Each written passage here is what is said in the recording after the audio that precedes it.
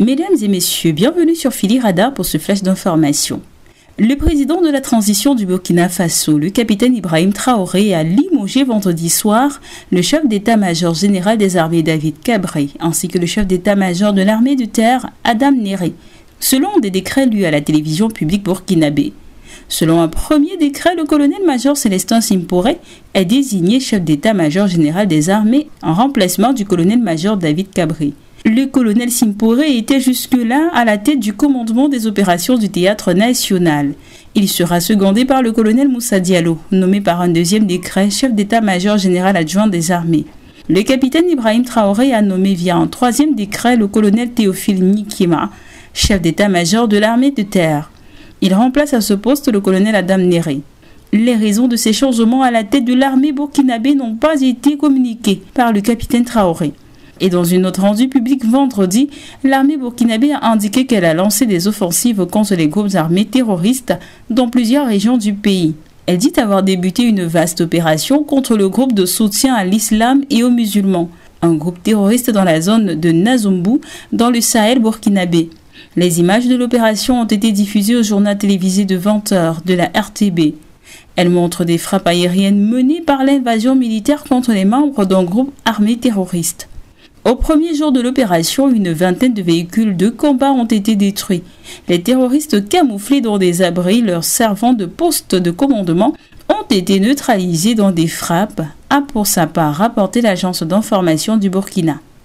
Le président du peuple des partis africains Côte d'Ivoire, Laurent Gbagbo, a été accueilli dans une liesse populaire le vendredi 31 mars 2023 à la mythique place Fikago de la commune de Yopougon.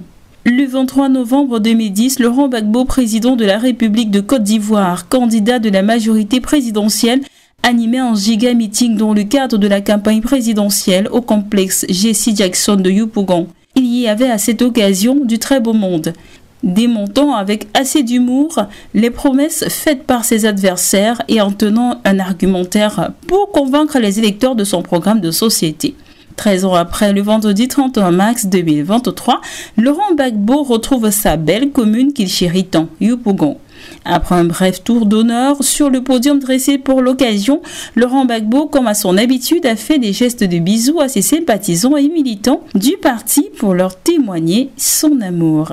Au Mali, après des partis politiques maliens, puis une association de religieux, c'est au tour de la quasi-totalité des mouvements armés impliqués dans le processus de paix de dire non au projet de la nouvelle constitution dans sa forme nouvelle. L'Alliance des groupes armés estime dans un communiqué que le texte qui doit être soumis à un référendum ne prend pas en compte leurs préoccupations.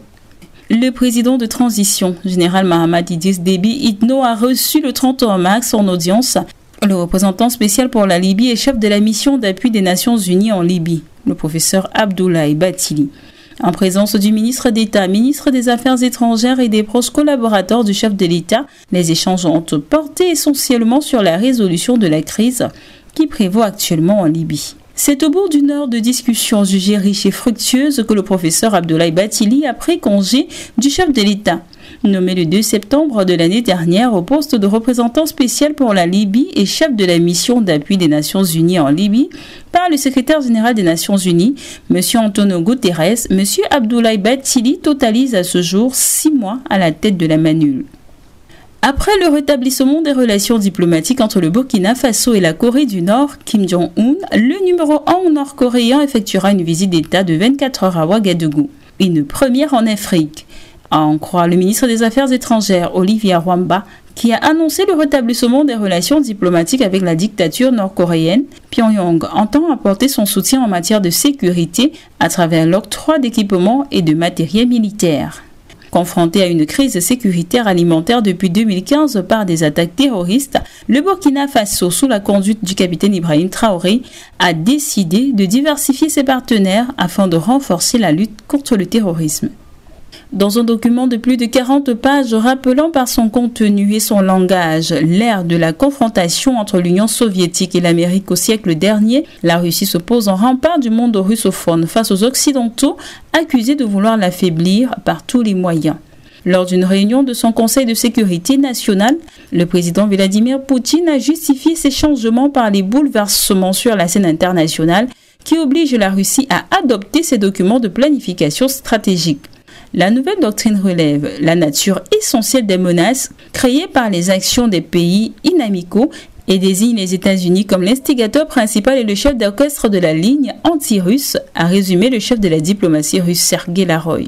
De façon générale, la politique de l'Occident visant à affaiblir la Russie par tous les moyens est caractérisée comme une guerre hybride d'un nouveau genre, a-t-il ajouté avant de poursuivre.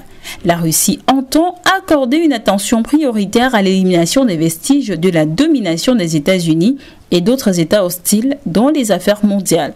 C'est tout pour ce flash d'information. Merci de l'avoir suivi. Abonnez-vous et activez la cloche de notification pour suivre toute l'actualité sur Philly Radar.